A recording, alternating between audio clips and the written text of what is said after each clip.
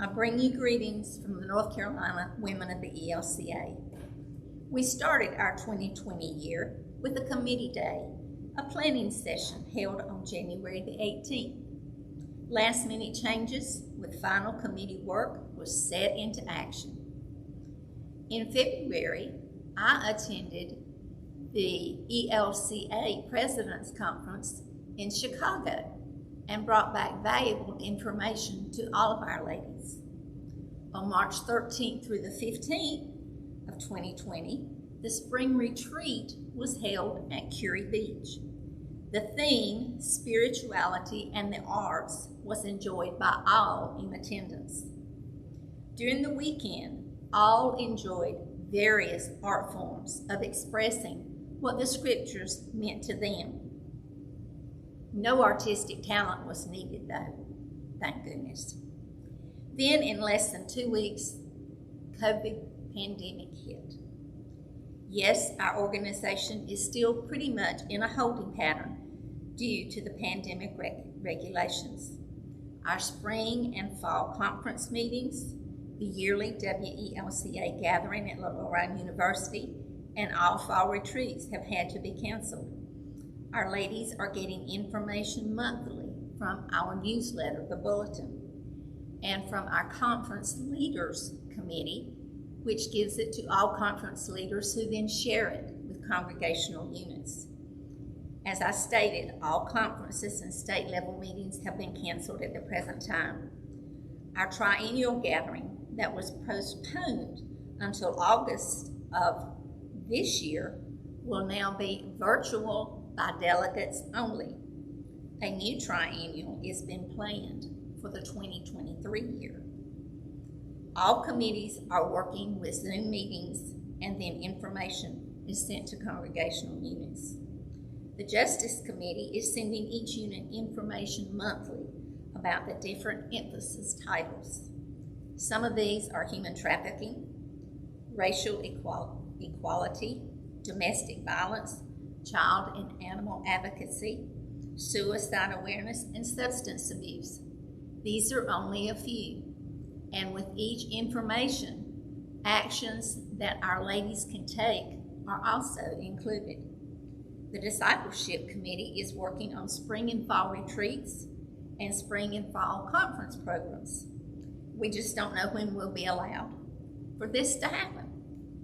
The Gathering Planning Committee is hard at work on the North Carolina Gathering that hopefully will happen this June at Lenore University. But as of the present time, this may not happen either. Our 2020 Pennies Project money was sent to Youth for Abolition, an organization that prevents and brings information to youth about human trafficking and prevention awareness programs. And it empowers our youth to protect themselves. We also sent money to the organization called Samaritan's Feet that gives shoes and a message of hope to young children. Our pennies for 2021 project will be collected and sent to Homeward Bound in the Asheville area and the Home Community Project in Wilmington. We are following the regulations of the state as set aside by our health people and our governor, and local ordinances as well as those as from our bishops. Some of our ladies are still able to meet live, and others are using meetings and Bible studies. Congregational units are making protective masks to be worn by children as well as adults. Others are making quilts that can be sent for Lutheran World Relief this fall. Still others are working with food banks across the state to provide food, packaged food boxes to be distributed, and also distributing this food to the needy.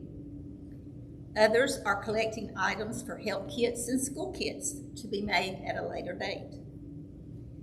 We also have many of our ladies working as volunteers to help the needy in their communities, whether it's with virtual schooling, helping get people to destinations that they need, and other actions. Yes, we may not be meeting, but we are doing our best to help where we're needed.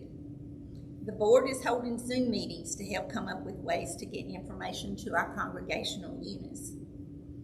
Yes, even our President's Conference that was held in February of 2021 was a Zoom 3-day meeting instead of traveling to Chicago.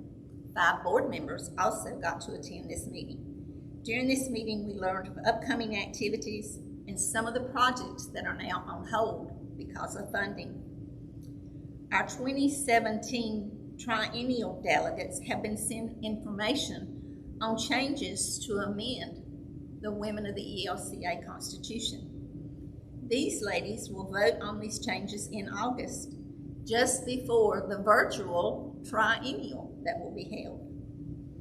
We also learned that the 10-person work staff in Chicago is now just 2 permanent positions and 8 part-time positions.